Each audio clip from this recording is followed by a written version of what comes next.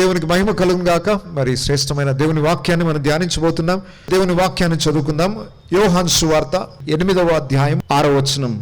అయితే యేసు వంగి నేల మీద వ్రేలితో ఏమో రాయిచుండెను.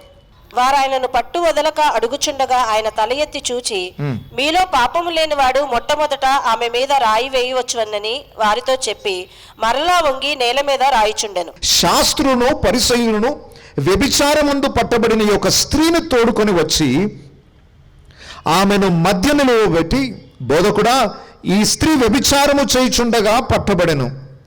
అట్టి వారిని రాళ్ళు రువ్వి చంపవలనని ధర్మశాస్త్రములో మోషే మనకు ఆజ్ఞాపించును కదా, అయినను నీవేమి చెప్పుచున్నావని ఆయనను అడిగిరి. మంచి మీటింగ్ జరుగుతుంది, ఇలాగే ఉపన్యాసం జరుగుతుంది. యేసుప్రభు అద్భుతమైన ప్రసంగం చేస్తున్నారు. ప్రజలు చాలా ఆసక్తిగా వింటున్నారు. ఉన్నట్టుండి వచ్చారు గుంపు. ఇదే ప్లేస్ అనుకోండి, మంచి ప్రశాంతంగా కూర్చొని వింటున్నాం.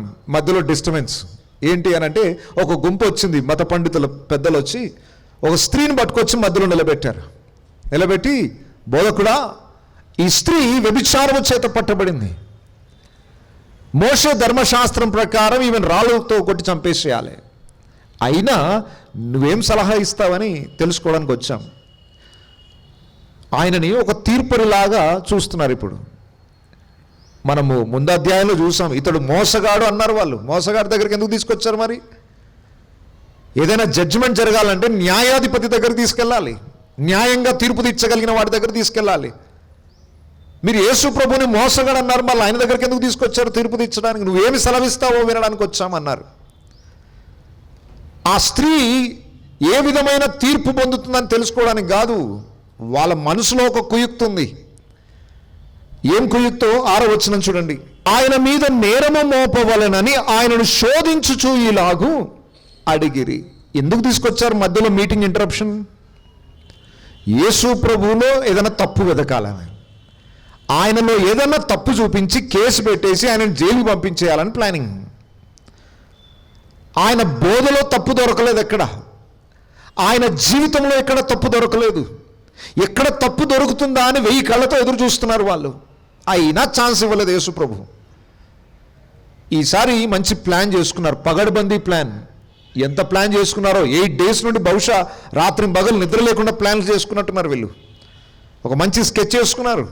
ఈసారి మాత్రం యేసు ప్రభుని అటో ఇటో బంధకాలలో పడేయాల్సిందే అని చాలా ప్లాన్డ్గా ప్రిపేర్ అయిపోయి ఎక్కడ పట్టుకొచ్చారో, మొత్తానికి ఒక స్త్రీని పట్టుకొచ్చారు.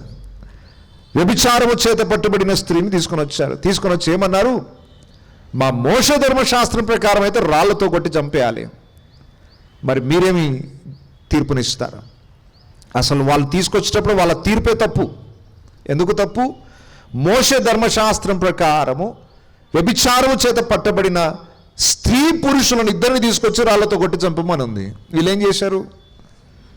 పురుషుడు ఎక్కడ అంటే ఆ జడ్జిమెంట్లో అక్కడ ఆల్మోస్ట్ వాళ్ళు పొరపాటు చేశారు. మరి లంచాలు తీసుకొని వదిలేశారు, ఏం చేశారో మనకు తెలియదు.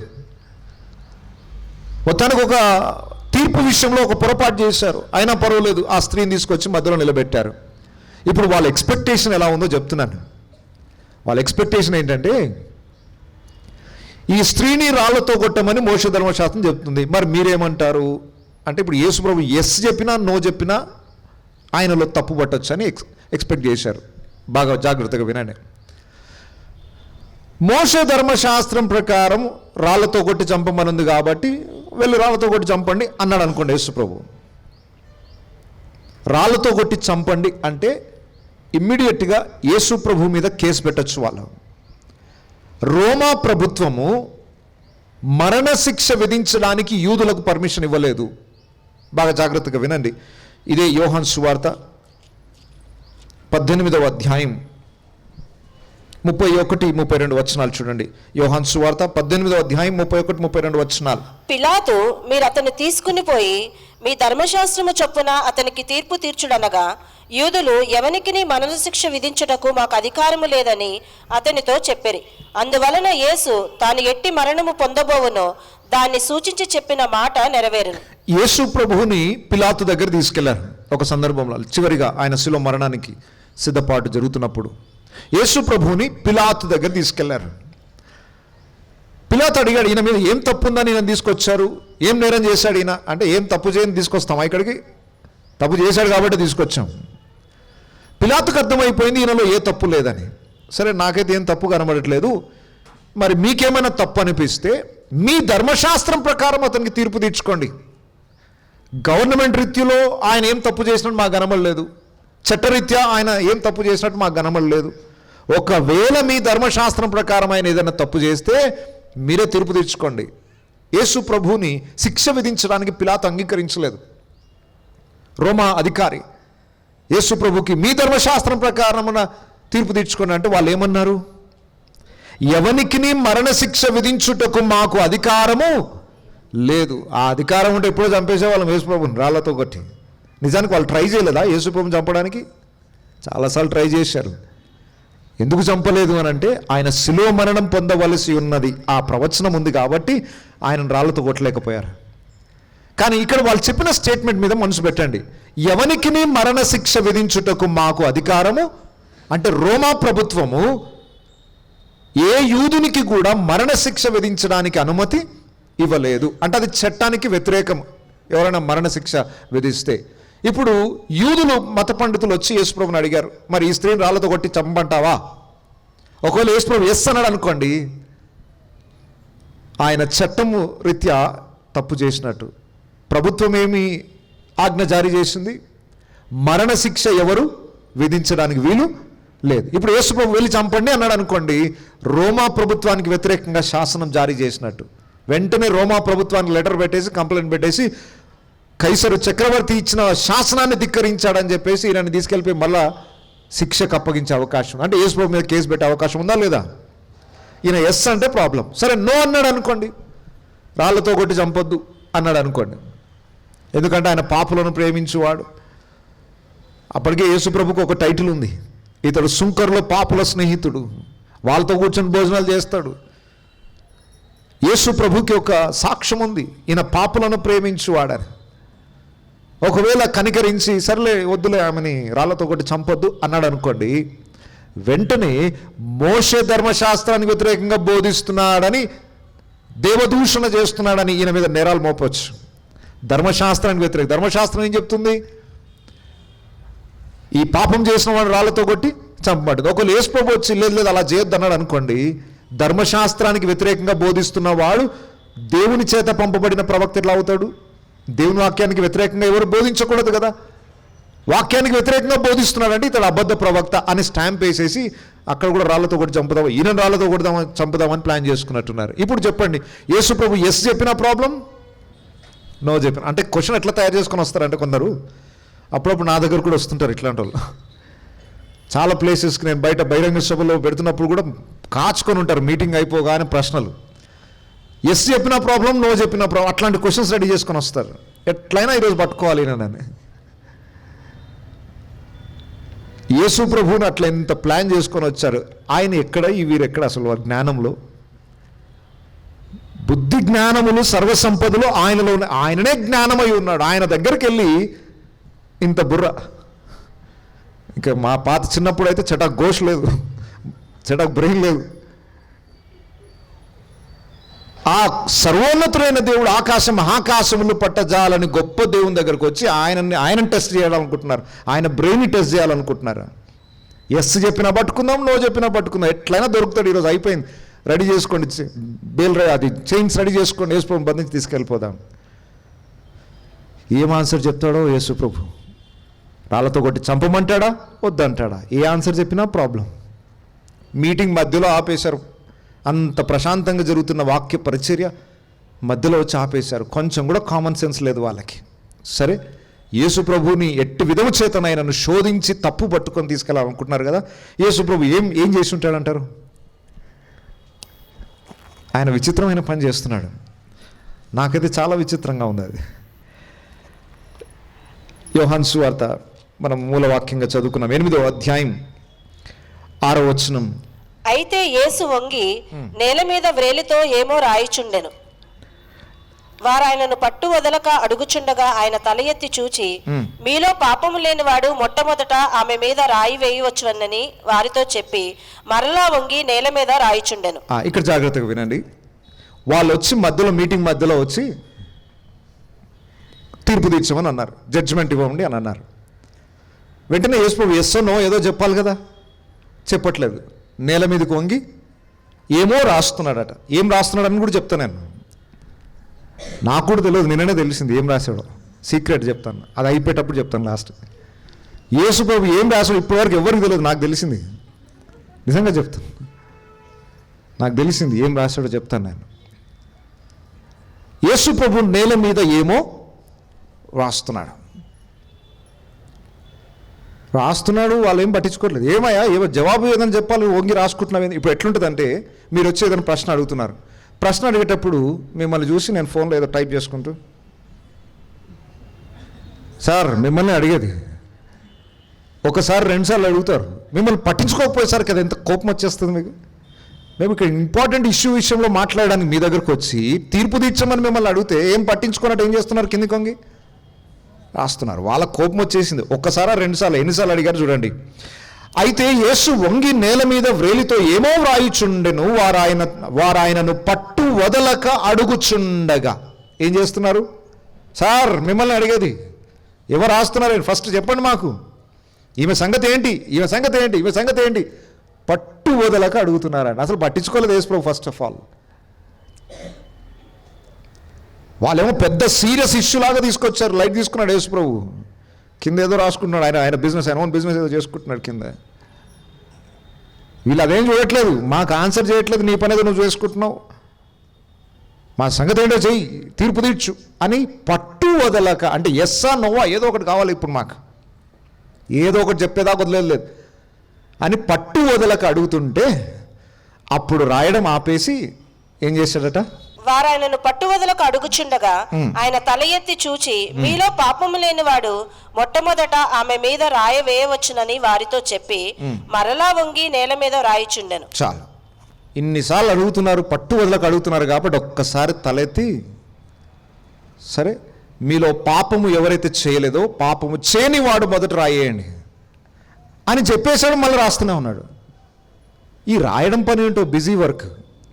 ఇప్పుడు ఆయన ఆల్రెడీ అంత మునుపు చేస్తున్న పని ఏంటి, ప్రసంగం చేస్తున్నాడు. ఒకవేళ వీళ్ళ మీద ఇంట్రెస్ట్ లేకపోతే ఏం చేస్తుండాలి, ఆయన ప్రసంగం కంటిన్యూ చేస్తుండాలి. మధ్యలో చిన్న ఇంటర్వెల్ అయిపోయింది, మళ్ళీ ప్రసంగం కంటిన్యూ చేయాలి. ఇటు ప్రసంగం చేయట్లేదు, వీళ్ళకి తీర్పు తీర్చట్లేదు, కింద నేల మీద ఏమో రాస్తున్నాడు. మళ్ళీ అదేదో ఇంపార్టెంట్ పని అన్నట్టు. వీళ్ళకి జవాబు చెప్పేశాడు, మీలో పాపం లేనివాడు ఎవడో ఫస్ట్ రాయండి, తర్వాత సంగతి ఏంటో చూసుకుంటాను, మళ్ళీ రాస్తా ఉన్నాడు. ఈయన రాస్తూ ఉండగా ఏం జరిగింది, వారు ఆ మాట విని పెద్దవారి మొదలుకుని చిన్నవారి వరకు ఒకని వెంట ఒకడు బయటికి వెళ్ళిరి, యేసు ఒక్కడే మిగిలెను. చాలు, వారు ఆ మాట విని, ఏ మాట విని, మీలో తప్పు లేనివాడు ఎవడో ఫస్ట్ ఒక రాయండి. ఏంటి ఇప్పుడు ఎస్ అన్నాడా నో అన్నాడు యేసయ్య? వాళ్ళు అన్నదానికి ఎస్ అన్నాడు. ధర్మశాస్త్రం ప్రకారమే జడ్జిమెంట్ ఇచ్చాడు. మరి రోమా ప్రభుత్వం వచ్చి పట్టుకోకుండా ఉండే పరిస్థితి వచ్చింది. మీలో పాపము లేనివాడు ఎవడో ఫస్ట్ రాయేయండి అన్నాడు. వాడి మనస్సాక్షి గద్దించిందట ప్రతి వాడికి. నీలో తప్పు లేదా? నేను మొన్న క్రిస్మస్ ప్రోగ్రామ్ అని మొన్న లాస్ట్ వీక్ ఒక ఊర్లో ఇట్లాగే అంటే ఊరు మధ్యలో సెంటర్లో క్రిస్మస్ ప్రోగ్రాం పెట్టారు. ప్రసంగం చేస్తూ ఉన్నాను. యేసు ప్రభు పాపులను రక్షించడానికి లోకానికి వచ్చాడు. ఈ భూమి మీద పాపం లేనివాడు ఎవరూ లేరు, మీలో పాపం చేయని వాళ్ళు ఎవరైనా ఉన్నారా అని అడిగితే ఒక ఆయన చేయి పై కదా, నేనున్నా, నేనేం పాపం చేయలేదు అన్నాడు. ప్రోగ్రాం మధ్యలోకి వచ్చి ఫుల్గా తాగేసి వచ్చి చేయి పైకెత్తి, నేనేం పాపం చేయలే. వాడు తాగి రోడ్డు మధ్యలోకి రావడమే పెద్ద పాపం. చాలామంది పాపము చేసి కూడా పాపము నేనేం పాపం చేయలేదు అనుకుంటారు. కానీ ఆ రోజు యేసు ప్రభు మాట్లాడగానే వారి పాపమే వారిని గద్దించిందట, వారి పాపమే వారిని తరిమి వేసిందట. వారి కింద ఫుట్ నోట్లో చూడండి, మనస్సాక్షి చేత గద్దింపబడిన వారై అని కూర్చోబడింది. అక్కడ నుండి ఎందుకు వెళ్ళిపోయారు? మీలో పాపం లేనివాడు ఎవడో వాడు మొదట రాయేయండి అనగానే రాయి వేసే ధైర్యం ఎవరికి లేదు. ఎందుకు? అందరిలో ఏముంది? పాపం ఉంది. కాబట్టి రాయి పట్టుకునేంత ధైర్యం ఎవరికి లేదు. వెంటనే అందరూ ఆమెను వదిలేసి వెళ్ళిపోయారు. అందరూ ఆమెను వదిలేసి వెళ్ళిపోయారు. ఇక్కడ చాలా బాగా గమనించండి, ఈనాడు సమాజం చేస్తున్న పొరపాటు ఇదే. ఎవరో ఏదో తప్పు చేశాడనగానే ఉరి తీయండి, నరకండి, చంపండి. గుడ్, మంచిదే, మీ తీర్పు చాలా బాగుంది. మీ రోషము, మీ యొక్క ఆ పట్టుదల చూస్తుంటే అబ్బా నిజమైన భారతీయుల్లా కనబడుతున్నారు. ఒక్కొక్కరి డైలాగు చూడాలి. అట్లాంటి వాడిని చంపాలి, నరకాలి. మంచిదే, బాగుంది బాబు, మరి నీ సంగతి ఏంది? నువ్వేం పాపం చేయలేదా అంటే? నేను అట్లాంటి పాపం చేయలేదు సార్. ఎట్లాంటి పాపమైనా పాపం పాపమే. 10 ఆజ్ఞలలో ఏ ఆజ్ఞను మీరినా 10 మీరినట్టే అన్నాడు దేవుడు. ఇప్పుడు మీరేం వ్యభిచారం చేయలేదు, నీ పొరుగు అని వస్తువు ఆశించావు, అబద్ధం మాట్లాడావు. బైబిల్లో చాలా స్పష్టంగా రాయబడి 10 ఆజ్ఞలలో ఏ ఆజ్ఞను మీరినా 10 మీరినట్టే నువ్వు. వ్యభిచారము చేత పట్టబడిన వాడికి ఏ శిక్ష విధించబడుతుందో 10 ఆజ్ఞలలో ఏ ఒక్క ఆజ్ఞను మీరినా వారితో పాటు నీవు కూడా అదే శిక్షకి పాత్రుడవు. ఈరోజు నరకండి, చంపండి, ఉరి తీయండి అని మీరు ఎంత గట్టిగా అరిశారో ఈరోజు నీ పాపం విషయం కూడా అదే తీర్పు జరగాలి. ఈ స్త్రీని రాళ్లతో కొట్టి చంపడానికి తీసుకొచ్చారు. గుడ్, మంచిదే, షబాష్. పాపాన్ని అలాగే అరికట్టమని ధర్మశాస్త్రం చెప్పింది. గుడ్, మంచి పని చేస్తున్నారు. పాపాన్ని ఎవ్వరూ కనికరించడానికి వీల్లేదు. ధర్మశాస్త్రమే చెప్తుంది, పాపమును మీ మధ్యలో నుండి తొలగించండి, అది ఉండడానికి వీల్లేదు. దానికి ఏమాత్రం కాంప్రమైజ్ లేదు, కనికరం చూపించేదే లేదు. కానీ పాపము చేయనివాడెవడు, పాపము చేయనివాడెవడు అతడు మాత్రమే శిక్షించే అధికారం ఉంది. అలా చెప్పుకుంటే మన సుప్రీంకోర్టులో జడ్జికి కూడా అధికారం లేదు జడ్జిమెంట్ ఇవ్వడానికి. ఈ భూమి మీద ఏ వ్యక్తి కూడా తీర్పు తీర్చే అధికారం లేదు. మీలో పాపం చేయని వాడు ఎవడో అతడు తీర్పు తీర్చండి అన్నాడు అనుకోండి, ఆ సింహాసనంలో కూర్చోవడానికి ఒక్క వ్యక్తి కూడా ఉండడు ఆ పోస్ట్లో. ఈ భూమి విశ్వమంతటికి తీర్పు తీర్చగలిగిన ఏకైక వ్యక్తి పరిశుద్ధుడు, పరిపూర్ణుడు యేసుక్రీస్తు మాత్రమే. హల్లెలూయా. ఆ జడ్జి కూర్చున్నాడు అక్కడ. ఆ జడ్జి దగ్గర తీసుకొని వచ్చారు. అల్టిమేట్గా అక్కడ తీసుకొచ్చి ఆయన జడ్జిమెంట్ ఇవ్వమన్నారు. మరి ఆయన ఇచ్చే జడ్జిమెంట్ ఎలా ఉంటుంది? సరే, ఆ స్త్రీని తీసుకొని వచ్చారు. అందరూ లెక్క ప్రకారం రాళ్ళు వేయబడవలసిన వ్యక్తులే. రాళ్ళతో కొట్టడానికి కాదు, రాళ్ళు వాళ్ళ మీద పడాలి. అందరు నిలబెట్టి వేసే రాళ్ళు విసిరాలి అక్కడ. లెక్క ప్రకారం జడ్జిమెంట్ జరగాలి అని అనుకుంటే అందరూ అక్కడ రాళ్ళను వదిలేసి, ఆ స్త్రీని కూడా వదిలేసి మనస్సాక్షి చేత గద్దింపబడిన వారై వెళ్ళిపోయారు. అలా వెళ్ళిపోయిన వారిలో పిల్లలు, పెద్దలు అని రాసిందండి. ఎంత గొప్ప విషయం చూడండి. 9వ వచనం. వారు ఆ మాట విని పెద్దవారి మొదలుకుని చిన్నవారి వరకును ఒకని వెంట ఒకడు బయటికి వెళ్ళిరి. యేసు ఒక్కడే మిగిలెను. ఆ స్త్రీ మధ్యను నిలవబడి ఉండెను. చాలా ఎవరెవరు వచ్చారు అక్కడ రాళ్ళు కొట్టడానికి? అమ్మో, మొత్తం సమాజం అంతా వచ్చింది. ఓ విర్రవీగిపోయారు. చిన్నపిల్లలంటే మరీ చంటి పిల్లలు ఏం కాదు, టీన్ గ్రూప్ పిల్లలు కావచ్చు. వాళ్ళకు కూడా గుండె తగిలింది. మీలో పాపం లేనివాడు కూడా ఫస్ట్ రాయేయండి అనేసరికి వాడి హృదయం వాడు చూసుకున్నాడు ఒక్కసారి. నేను అంటాను, తీర్పు తీర్చక మునుపు ఫస్ట్ మీకు మీరు తీర్పు తీర్చుకోండి. ఇతరులకు తీర్పు తీర్చుచున్న నీవు నీకు నీవే తీర్పు తీర్చుకున్నావా? చంపండి, ఉరి తీయండి అంటున్నావు, మరి నీ సంగతి ఏం చెప్పు. నాకు నిన్నేం చేయాలి? నీ దేహము దేవుని ఆలయమని నీవు ఎరుగవా? ఈ దేహాన్ని పాడు చేసుకుంటున్నావు, చెడు వ్యసనాలకు గురవుతున్నావు, మనసు నిండా చెత్త చెదారం నింపుకుంటున్నావు. మరి నిన్నేం చేయాలి చెప్పు? వెలచలించి కొనుక్కున్నాడు దేవుడు నిన్ను. నువ్వు చేస్తుంది పాపం కాదా? దానికి ఏం జడ్జిమెంట్ ఇవ్వాలో చెప్పు. నీకు నువ్వు తీర్పు తీర్చుకో. అప్పుడు ఇంకొకరి గురించి తీర్పు తీర్చే పని చేయవు. నువ్వు ఆ తీర్పు పని దేవునికి అప్పగిస్తావు. ఎవరికి వాడు తీర్పు తీర్చుకోకుండా లోకమంతా కలిసి ఒక్కరి మీద పడాలనుకుంటారు. ఇది ఒక విచిత్రం. ఏంటంటే, నా పాపం కనబడద్దు అంటే ఎదుటివాని పాపం హైలైట్ చేయాలి. అంతే కదా లోకం చేసేది. ఏంటంటే, నేను పరిశుద్ధుని అనాలంటే దొంగనే పరిగెత్తుకుంటే అదిగో దొంగ దొంగ అన్నాడు అనుకోండి. దొంగ తాను తప్పించుకోవడానికి ఏం చేస్తాడు? అదిగో దొంగ అదిగో దొంగ అంటాడు. అంటే అందరిని అటు డైవర్ట్ చేయడానికి. ఇప్పుడు వాళ్ళు తప్పు ఉంది, వీళ్ళు తప్పు ఉంది అని అందరూ నువ్వు తీర్పు తీరుస్తున్నావు అంటే నువ్వే పెద్ద తప్పు చేస్తున్నావు. నీకు నువ్వే తీర్పు తీర్చుకోవట్లేదు. నీలో ఏ తప్పు లేకపోతే అప్పుడు ఇంకొకరి గురించి తీర్పు తీర్చు. నిజంగా మనస్సాక్షి చేత తాకబడిన వాడైతే త్వరపడి ఇంకొకటి మీద జడ్జిమెంట్ చేయడు. అరే నా బ్రతికే చక్కగా లేదు, నా భక్తికే నేను సరి చేసుకోలేదు, ఇంకొకరి గురించి మాట్లాడే హక్కు నాకు లేదు అని అనుకోవాలి. ఈరోజు సమాజం ఎంతమంది అనుకుంటున్నారు అట్లా? ఆ రోషము ఆక్రోషం అంతా ఎవరి పాపం విషయంలో వారికి ఉంటే ఎంత బాగుండు, సమాజం ఎంత బాగుపడుతుంది. ఉరి తీయాలి, చంపాలి అని అనుకున్నప్పుడు అదే తీర్పు నీ విషయంలో నువ్వు మాట్లాడుకుంటే ఎంత బాగుంటుంది. ఆ రోజు యేసు ప్రభు మాట్లాడినప్పుడు జరిగింది ఆ పశ్చాత్తాపం. ఈరోజు భారతదేశంలో ఆక్రోషం ఎవరికి వాళ్ళకి రావాలంటే యేసయ్య మాటలు వినాలి. వాళ్ళు విశ్వానికే తీర్పరి దేవుని మాటలు ఎవరైనా వింటే వాళ్ళకు వాళ్ళే జడ్జి చేసుకుంటారు. అప్పుడు మనని మనమే విమర్శించుకొని ఎడల తీర్పులోనికి రాకుందాము. ఎవరో మనని విమర్శించడం కాదు, మనం ఇంకొకరిని విమర్శించడం కాదు, మనకు మనమే విమర్శించుకుంటే జడ్జిమెంట్ నుండి తప్పించుకుంటాం. నిజానికి అక్కడ యేసుప్రభు అందరిని నిలబెట్టి ఆయనే రాళ్లతో కొట్టి చంపాలి, హక్కుంది ఆయనకి. కానీ ఎవరిని చంపలేదు ఆయన.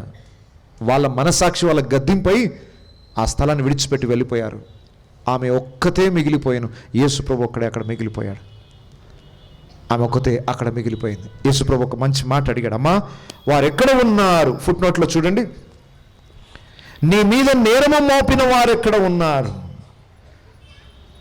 ఆమె ఇచ్చిన సమాధానం, యేసుప్రభు అన్నారు, అమ్మా వారు ఎక్కడ ఉన్నారు? ఎవరునూ నీకు శిక్ష విధింపలేదా అని అడిగినప్పుడు ఆమె లేదు ప్రభువా అనెను.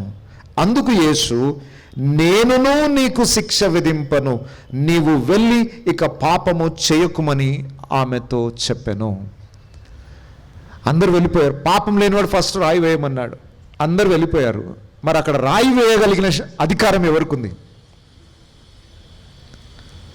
యేసుప్రభుకు మాత్రమే ఉంది. పాపము లేనివాడు ఆయన ఒక్కడే. ఆయన ఒక్కడే ఆమె మీద రాయి వేయడానికి అధికారం కలిగిన వ్యక్తి. యేసుప్రభు అన్నాడు, అమ్మా నేను కూడా రాయి వేయాను. అయితే యేసుప్రభు పాపాన్ని మన దాంతో కాంప్రమైజ్ అయిపోతున్నాడా? పాపానికి విలువ తగ్గించేస్తున్నాడా? పాపాన్ని చిన్నగా చేసేస్తున్నాడా? దాన్ని లెక్కలేని దానిగా చేసేస్తున్నాడా? పాపానికి లైసెన్స్ ఏమని ఇస్తున్నాడా? పర్వాలేదు నేను కూడా ఏమన్నా ఎంజాయ్ చేయండి అన్నారా? నో. యేసుప్రభు యొక్క మాటల యొక్క భావం స్పష్టంగా గుర్తించాలి. నేను ఏమి చేయను, కానీ ఒక కండిషన్. ఏంటది? నేనును నీకు శిక్ష విధింపను. ఎందుకంటే నీ శిక్ష భరించడానికే వచ్చాను నేను. నాకు తెలుసు నువ్వు పాపం చేస్తావని. నాకు తెలుసు ఇక్కడున్న ప్రతి ఒక్కడు ఏదో ఒక పాపం చేసి వచ్చాడని. భూమి మీద ఉన్న ప్రతి మనిషి యొక్క పాపం కొరకు నేను శిక్ష భరించడానికి వచ్చాను. కాబట్టి నీకు ఒక ఛాన్స్ ఉంది. పనిష్మెంట్ నేను ఇవ్వచ్చు నీకు, కానీ పనిష్మెంట్ ఇవ్వడానికి రాలేదు. ఇప్పుడు నేను నీ పనిష్మెంట్ నేను తీసుకోవడానికి వచ్చాను. అదే క్రిస్మస్ మెసేజ్. ఎక్కడన్నా క్రిస్మస్ ప్రసంగం చేస్తే ఇదే చేద్దాం అనుకున్నాను. శుభమా అంటూ పండుగ చేసుకుంటుంటే ఏం సార్ ఇదొక స్టోరీ తీసుకొచ్చి చెప్పారా అని ఎవరు అనుకుంటారని భయం వేసి చెప్పట్లేదు. నిజానికి ఒరిజినల్ క్రిస్మస్ మెసేజ్ ఇదే. తీర్పు తీర్చి శిక్షించడానికి అధికారము కలిగిన యేసు ప్రభువే నేనేమనట్లేదు, వదిలేస్తున్నాను. ఎందుకు వదిలేస్తున్నానంటే పాపానికి నేను శిక్ష భరిస్తున్నాను. నువ్వు చావాలి, కానీ నీ స్థలం నేను చావడానికి వచ్చాను. నువ్వు చేసిన పాపానికి నేను బలివ్వడానికి వచ్చాను. నా బలియాగం ద్వారా నీకు విడుదల జరుగుతుంది. వెళ్ళు. అయితే వెళ్ళు, కానీ లైసెన్స్ ఇచ్చినట్టు కాదు. ఇక్కడ క్రైస్తవులు బాగా గమనించాలి. క్రిస్టియన్స్ అంటే ఏ పాపం అంట చేస్తారు, సండే రాగానే ఏసే జీసస్ సారీ అంటారట. లోకానికి చాలా హేళనగా ఉంది, నవ్వులాటగా ఉంది. నో.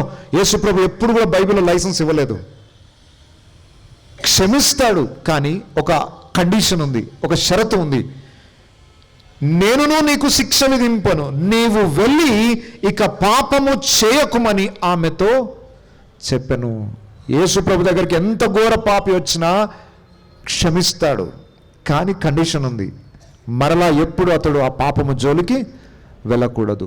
ఒకరిని శిక్షించి చావడానికి దేవుడు అప్పగించడానికంటే అతన్ని మరణంలో నుండి తప్పించి పాపంలో నుండి విడిపించి నిత్య జీవానికి నడిపించాలన్నదే దేవుని యొక్క ఆశ.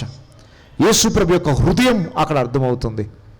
ఈరోజు ఇక్కడున్న మనమందరము కూడా నాశనానికి లోనవలసిన వాళ్ళం. మన పాపములను బట్టి శిక్షకు లోనవలసిన మనం కేవలము యేసుప్రభు యొక్క శిలువ త్యాగము ద్వారా, ఆయన కృప ద్వారా కనికరించబడి శిక్ష నుండి తప్పించబడి మనం స్వతంత్రులుగా చేయబడ్డాం. అయితే ఈ స్వతంత్రత పాపము చేయడానికి ఎవరు హేతువుగా చేసుకోకూడదు. కృప ఉన్నది కదా అని పాపములో జీవిస్తామా? నో, అట్లన్న రాదు. తప్పు చేసాం, బురదలో పడ్డాం, కడిగాడు, మనం పవిత్రపరిచాడంటే మళ్ళీ బురదలో దూరడానిక? నీళ్ళున్నాయి కాబట్టి మళ్ళీ దూరొచ్చా బురదలో? నో. పొరపాటున పడ్డాం, ఇంకెప్పుడు పడకుండా జాగ్రత్త పడాలి. అది యేసు ప్రభు యొక్క బోధ. సమాజాన్ని బాగు చేసే బోధ యేసు ప్రభుది మాత్రమే. యేసు ప్రభు ఒక్కడే సమాజాన్ని బాగు చేయగలడు. హల్లెలూయా. ఈరోజు ఆయనను బట్టి, ఆయన రక్తము చేత కడగబడి, పరిశుద్ధులముగా ఎంచబడి, తీర్పు నుండి తప్పించుకొని దేవుని బిడలముగా, దేవుని రాజ్య వారసులముగా మనమందరం మార్చబడ్డాం. అది దేవుడు మనకిచ్చిన మహాకృప. సరే, ఇక్కడ వరకు స్టోరీని రైట్. ఇక్కడ ఒక ప్రశ్న. ఏం ప్రశ్న? యేసు ప్రభు నేల మీద ఏం రాయొచ్చు? వదిలేలా మరి నెక్స్ట్ వీక్ చెప్పాలా? నెక్స్ట్ వీక్ చెప్పమంటే చెప్తాను, మరి ఇప్పుడే చెప్పమంటారా? రైట్. యేసు ప్రభు నేల మీద ఏం రాస్తున్నాడో అది నిజంగా ఒక ఆశ్చర్యమైన విషయమే. ఈ విషయం మనకు అర్థం కావాలంటే యూదుల మత ఆచారాలు కొన్ని మనకు తెలియాలి. కొంచెం హిస్టరీ చెప్తాను మీకు. ఏ సీజన్లో ఉన్నారు వాళ్ళు? ఇప్పుడు మనం క్రిస్మస్ సీజన్లో ఉన్నట్టు యూదులు ఆ టైంలో ఏ సీజన్లో ఉన్నారు? పండుగ సీజన్. ఏం పండుగ అది? పర్ణశాలల పండుగ. పర్ణశాలల పండుగ 7 రోజులు జరుగుతుంది. 8వ రోజు అందరూ సమాజంగా కూడుకొని గొప్ప పండుగ చేస్తారు. ఆ పండుగ అంతా అయిపోయిన తరువాత యాజకుడు, దేవాలయంలో ఉన్న యాజకుడు దేవాలయపు మెట్లు దిక్కుంటూ వచ్చి, దేవాలయానికి ఎదురుగా షిలోహు అనే ఒక సెలయేరు ఉంటుంది. ఒక చిన్న కుంట, చెరువు లాంటిది ఒకటి ఉంటుంది, షిలోహు అని. అక్కడ ఊట ద్వారా వచ్చే నీళ్లు ఉంటాయి. ప్రధాన యాజకుడు దేవాలయంలో నుండి ఆ పండుగ మధ్యలోనే దిగివచ్చి, ఆ పండుగ ముగింపులో దిగివచ్చి ఒక బంగారు పాత్రను తీసుకొచ్చి ఆ షిలోహులో ఉన్న కుంటలో నీళ్లు తీసుకొని మరలా దేవాలయపు మెట్లెక్కి బలిపీఠము మీద ఆ నీళ్లు ప్రోక్షిస్తాడు.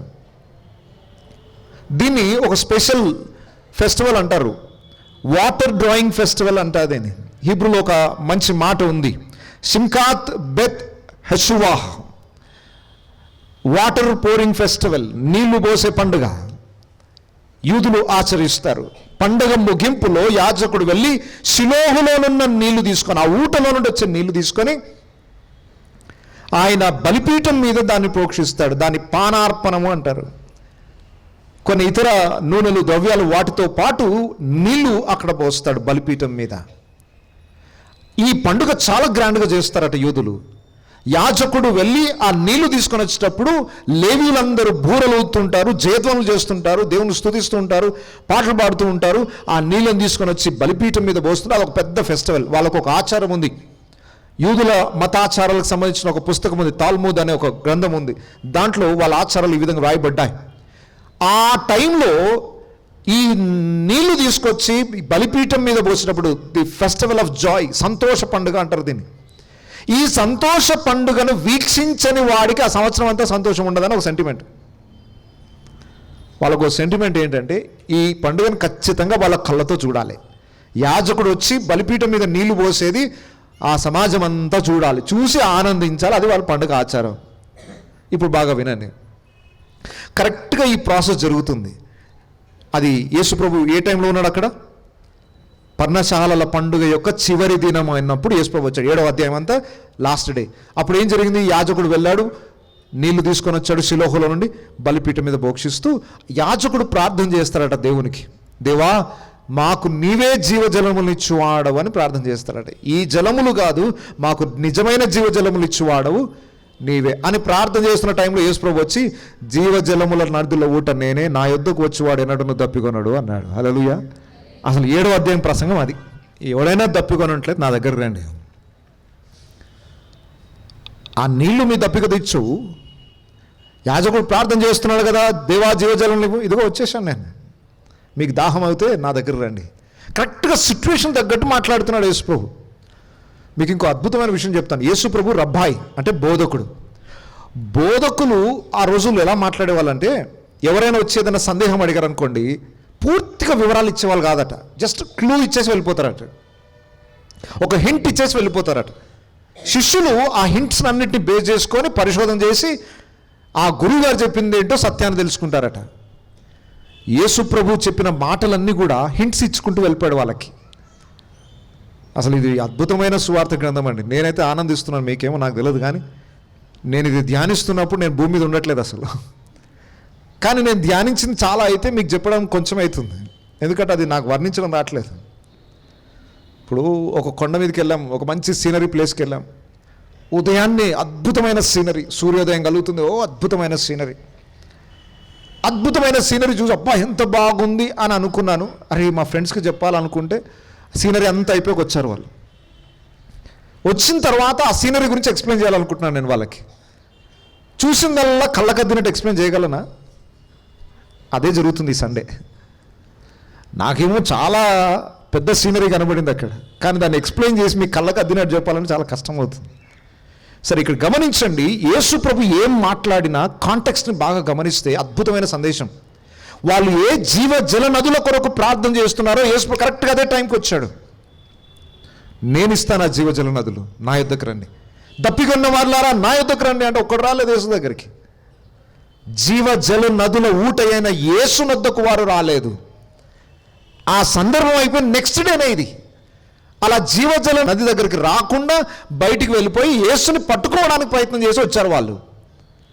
అలాంటి వారికి ఏం జరుగుతుందో ఇప్పుడు యేసు ప్రభు నేల మీద ఏం రాసాడో ఆన్సర్కి వస్తున్నాను. ఇర్మియా గ్రంథము 17వ అధ్యాయం 13వ వచనం చూడండి. ఇజ్రాయేలునకు ఆశ్రయమా, యెహోవా నిన్ను విసర్జించిన వారందరూ సిగ్గునందుదురు. నా ఎడల ద్రోహము చేయవారు యెహోవా అను జీవజలముల ఊటను విసర్జించి ఉన్నారు. ఒక్క నిమిషం ఆగండి. ఇజ్రాయేలునకు ఆశ్రయమా యెహోవా, నిన్ను విసర్జించి వారందరూ సిగ్గునందుదురు. ఎవరైతే నిన్ను విసర్జిస్తారో, నిన్ను తృణీకరిస్తారో వారు సిగ్గునందుతారు. నా ఎడల ద్రోహము చేయువారు యెహోవా అను జీవజలముల ఊటను విసర్జించుచున్నారు. ఎవరిని విసర్జించుచున్నారు? జీవజల నదుల ఊట ఎవరు? యెహోవా అను జీవజల నదుల ఊటను వారు ఏం చేస్తున్నారు? 7వ అధ్యాయంలో ఏం జరిగింది? నా యొద్దకు రండి, నేను మీకు జీవజలములు ఇస్తాను, జీవజల ఊటను నేను మీలో నుండి జీవపు ఊటను ఉబ్బికి పారినట్లుగా చేస్తానన్నాడు. ఎవరు రాలేదు, విసర్జించారు. నీతో మాకు పని లేదు. పైగా ఆయనను పట్టుకోవడానికి వచ్చారు కదా. 7వ అధ్యాయంలో ఉన్న ఆ విసర్జించిన ప్రజల గురించి ఏం రాయబడిందో చూడండి. గనుక వారు ఇసుక మీద పేరు రాయబడిన వారుగా ఉందురు. జీవజల నదుల ఊటను వారు విసర్జించారు గనుక ఇసుక మీద పేరు రాయబడిన వారుగా వారు ఉంటారు. అంటే అర్థమేంటి? ఇసుక మీద పేరు రాస్తుంటుందా? ఆ పేరు ఏమైపోతుంది? అంటే నాశనం అయిపోతారు అని అర్థం అన్నమాట. ఇంకా వెలగలేదా మీకు? ఇదే ఇన్సిడెంట్ అక్కడ జరుగుతుంది. జీవజల నదుల ఊట అయిన యేసును విసర్జించి ఆ యేసు ప్రభునే బంధించి ఆయననే చంపాలని వస్తే, ఇట్లనా జీవజల నదుల ఊటను నేను విసర్జించారు కనుక కింద ఏం రాస్తున్నాడు ఇప్పుడు చెప్పండి మీరు గట్టిగా. వాళ్ళ పేర్లు రాస్తున్నాడు అక్కడ. ఇసుక మీద వారి పేర్లు రాస్తున్నాడు. ఎందుకనంటే జీవజల నదుల ఊటను విసర్జించిన వాని పేర్లు ఎక్కడ రాసినట్టుంటాయి? వీళ్ళకి ఇంకా వెలగట్లేదు. యేసు ప్రభు రాస్తున్నా ఇంకా అర్థం కాలేదు వాళ్ళకి. అయ్యా తీర్పు తీర్చు, అయ్యా తీర్పు తీర్చు. కిందికి చూసినోడికి అర్థమయ్యేది, వాడి పేరు ఉంది అక్కడ. ఆ పేరు చూడగానే ఇర్మియా గ్రంథం 17వ అధ్యాయం 13వ వచనం గుర్తు రావాలి వాళ్ళకి. నా పేరు ఇసుక మీద రాస్తున్నాడంటే నేను నాశనం అయిపోతున్నానని అర్థం కదా. ఇసుక మీద వ్రాయబడిన పేర్లు చెరిగిపోవునట్లుగా నీ పేరు భూమి మీద నుండి తుడిచివేయబడుతుంది. యేసుప్రభు అది చెప్తున్నాడు వాళ్ళకి. నేల మీద ఏం రాస్తున్నాడు ఆయన? ఏమో అన్నాడు. ఏదో అంటే ఎవరు చూడట్లేదు కింద. ఎందుకు? ఎవరి బతుకు గురించి వాళ్ళకి అవసరం లేదు, ఇంకొకరి బతుకు గురించి కావాలి. నీ పేరు ఇసుక మీద రాయబడుతుంది, అది చెరిగిపోవడానికి సిద్ధంగా ఉంది. యేసుప్రభు నేల మీదకి వంగి రాస్తున్న మాటలు ఏంటి? జీవజల నదుల ఊటను విసర్జించిన వాని పేర్లు రాస్తున్నాడు అక్కడ. మీరు ఆమెనేదో తీర్పు తీర్చడానికి వచ్చారు. మీరు ఫస్ట్ మీ బతుకు చూసుకోండి. మీ పేరు ఆడ ఇసుక మీద రాయబడింది, జీవగ్రంథంలో కాదు. జీవగ్రంథమందు ఎవరి పేరు రాయబడినో వాడు ధన్యుడు, యుగ యుగములు జీవిస్తాడు. ఇసుక మీద ఎవరి పేరు రాయబడి ఉన్నదో వాడు నాశనం అవుతాడు. తీర్పు తీర్చమని వచ్చారు. ఆమెను గురించి కాదు, మీ గురించి ఆలోచించండి. ఈరోజు వాళ్ళు వీళ్ళ గురించి కాదు, మీ గురించి ఆలోచించండి. ఒక ప్రశ్నతో నేను ముగిస్తున్నాను. మీ పేరు జీవగ్రంథమందు ఉందా? ఇసుక మీద రాయబడిన పేరుగా ఉందా? దేవుని ప్రేమించి పరిశుద్ధతను ప్రేమించి దేవుని వద్దకు వస్తే జీవగ్రంథమందు ఉంటుంది. దేవుని తృణీకరించి ఆయన పరిశుద్ధతను తృణీకరించి పాపాన్ని ప్రేమిస్తే మీ పేరు ఇసుక మీద వ్రాయబడిన పేరుగా ఉంటుంది. ఆయన వంగి నేల మీద రాస్తున్న పేర్లు కొన్ని అయితే, ఆయన జీవగ్రంథమందు రాస్తున్న పేర్లు కొన్ని. నీ పేరు ఏ కవలిలో ఉంది? అది ప్రశ్నించుకొని, జీవగ్రంథం ఉంటే అందు నీ పేరుంటే ధన్యుడవు. ఒకవేళ ఇసుక మీద నీ పేరుంటే ఈరోజు దేవుడు ఒక అవకాశాన్ని ఇస్తున్నాడు. వెంటనే మారు మనసును పొంది హృదయంలో మనస్సాక్షి చేత గద్దింపబడిన వాడవైతే పశ్చాత్తాపడి మారు మనసును పొంది దేవుని తట్టు తిరిగి ఆ జీవగ్రంథంలో నీ పేరుండున్నట్లుగా జాగ్రత్త పడాలని హెచ్చరిస్తున్నాను. అందరం తల వంచుదాం, కళ్ళు మూసుకుందాం, ప్రార్థన చేసుకుందాం. ప్రేమ కలిగిన మా ప్రియ పరలోకపు తండ్రి, ఈ మధ్యాహ్న సమయమున నీ సన్నిధి మా మధ్యలో ఉంచి మాతో మాట్లాడినందుకు వందనాలు చెల్లిస్తున్నాను. దేవా, ప్రతి బిడ్డను మీరు దర్శించండి నాయన. నీ రాకడ సమీపమవుతున్నది. అంతిమ తీర్పులో సమాజమంతా నిలబడబోయే రోజు రాబోతుంది. ఆ తీర్పు దినం దగ్గర అవుతుంది నాయన. ఆ తీర్పు నుండి ఎవరు తప్పించుకోగలరు? ప్రతి వానికి వాని క్రియల చొప్పున ప్రతిఫలాన్ని ఇచ్చే రోజు రాబోతుంది. అది దృష్టిలో పెట్టుకుని భయముతో వణుకుతో మా రక్షణను కొనసాగిస్తూ, మా అంతరంగాన్ని శుద్ధీకరించుకుంటూ, ఆత్మలో మండించబడుతూ ప్రతి దినము యేసు వలె వెలుగు కొండకు వెళ్ళడం మాకు నేర్పించండి. ప్రార్థన గదిలోనికి వెళ్ళి పరిశుద్ధతలో పరిపూర్ణల మగుటకు మాకు నేర్పించండి. ఇతరుల పాపాలను గురించి దినమంతా ఆలోచన చేస్తున్నాం, కానీ మా జీవితాన్ని సరిదిద్దుకోవడానికి పరిశుద్ధులైన దేవుని సన్నిధికి వెళ్ళలేకపోతున్నాం. దయచేసి క్షమించండి ప్రభా. ఈరోజు ప్రకటింపబడిన ప్రతి మాట నీ నోటి నుండి వచ్చిందని నేను నమ్ముచున్నాను. అది ప్రతి బిడ్డ జీవితంలో కార్యం చేస్తుందని నమ్ముచున్నాను. ఇట్టి మాటలను ఎవరు తృణీకరించక, జీవ జల నదుల ఊట అయిన నిన్ను విసర్జించక, నీ వాక్యాన్ని ఎవరు తృణీకరించక, హృదయమందు విశ్వసించి లోబడి జీవ గ్రంథమందు పేర్లు వాయబడిన స్థితిలో ఉండున్నట్లు నీ కృపా సమాధానం దయచేయండి. ప్రతి కుటుంబాన్ని పరిశుద్ధపరచండి, పవిత్రతలోనికి పరిపూర్ణతలోనికి నడిపించండి. ఆరోగ్యాన్ని ఇవ్వండి, ఆర్థిక ఇబ్బందులను విడుదల దయచేయండి. అపవాది క్రియలు ఎవరిని కూడా ముట్టకుండా సహాయం దయచేయమని, నీ ఆశీర్వాదాలతో ఇక్కడ నుండి పంపమని యేసు పరిశుద్ధ నామములో ప్రార్థిస్తున్నాను తండ్రి. ఆమెన్.